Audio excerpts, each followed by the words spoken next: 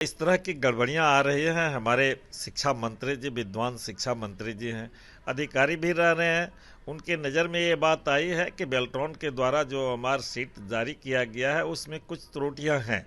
तो उस त्रुटियां को तो हमारी सरकार संवेदनशील सरकार है, माननीय मंत्री जी भी उसको देख रहे हैं। जो त्रुटियां होगी उसको दूर किया जाएगा। तो सरकार नीतियां बना रही है, तो छात्रों के हित में ही, आम आवाम के हित में ही नीतियां बनाई जाएगी। निश्चित रूप से अगर कहीं त्रुटि है, गड़बड़ी है, तो उसके विरोध में तो हम निश्चित रूप से उसे सुधरवाने के लिए मांग उठाएंगे ही।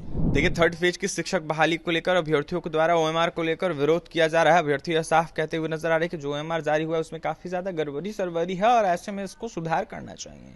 ऐसे में हमारे साथ बात करने के लिए बीजेपी से नरपतगंज विधायक जयप्रकाश यादव जुड़ेंगे। बात करेंगे। जयप्रकाश जी, कैसे देख रहे हो ओएमआर में गड़बड़ी आ रही है? अभ्यर्थी कह रहे हैं कि हमने सी रंगा था, डी आ गया, हमने डी रंगा था, ए आ गया। तो ऐसे में ऐसी कई सारी गड़बड़ियां ओएमआर में देखने को मिल रही है, इसको कैसे देख रहे हैं और क्या कहिएगा? बिल्कुल इस तरह की गड़बड़ियां आ रही हैं। हमारे शिक्षा मंत्री जी, विद्वान शिक्षा मंत्री जी हैं, अधिकारी भी रह रहे हैं, उनके नज़र में ये बात आई है कि बेल्ट्रॉन के द्वारा जो हमारा सीट जारी किया गया है उसमें कुछ त्रुटियां हैं। तो उस त्रुटियां को तो हमारी सरकार संवेदनशील सरकार है, माननीय मंत्री जी भी उसको देख रहे हैं। जो त्रुटियां होगी उसको दूर किया जाएगा। हमारी सरकार तो रोजगार देने के मामले में कटिबद्ध है। और आपने देखा कि पिछले दिनों 15 अगस्त का झंडोत्तोलन के वक्त गांधी मैदान में माननीय मुख्यमंत्री जी ने जो 10 लाख रोजगार देने की बात पूर्व में कहे थे, उसे बढ़ा करके 12 लाख कर दिया गया है। तो निश्चित रूप से संवेदनशील सरकार है। रोजगार की अब तो बहार लगने वाली है बिहार में।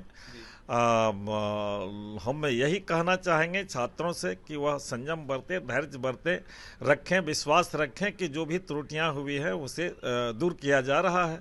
लगातार यह सवाल उठ रहा है कि जिस तरीके से नीतीश कुमार अभ्यर्थियों की बात करते, युवा हित में बात करते, तो क्या नीतीश कुमार के पास मामला ये पहुंचा है जयप्रकाश जी? निश्चित रूप से माननीय मुख्यमंत्री जी के भी संज्ञान में आया है और वो भी गंभीरता पूर्वक इस मामले को देख रहे हैं। निष्पादन होगा, उसका सही निदान होगा।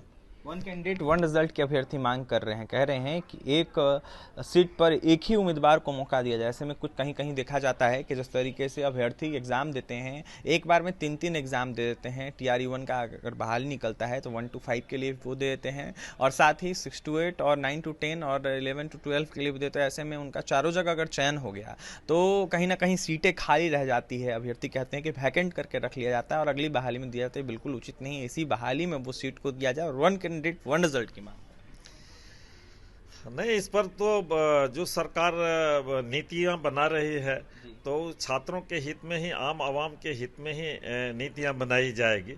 तो छात्रों का मांग है तो उस पर हमारे माननीय शिक्षा मंत्री जी और मुख्यमंत्री जी इसको गंभीरता से ले रहे हैं, उस पर विचार विमर्श कर रहे हैं। जो निष्कर्ष निकलेगा वह लागू होगा। जयप्रकाश यादव भी अभ्यर्थियों की आवाज उठाएंगे, जिस तरीके से वो रिजल्ट से पहले काउंसलिंग और साथ ही डोमिसाइल नीति की मांग कर रहे हैं। तमाम विषयों को लेकर जाएंगे जयप्रकाश यादव। निश्चित रूप से अगर कहीं त्रुटि है, गड़बड़ी है, तो उसके विरोध में तो हम निश्चित रूप से उसे सुधरवाने के लिए मांग उठाएंगे ही।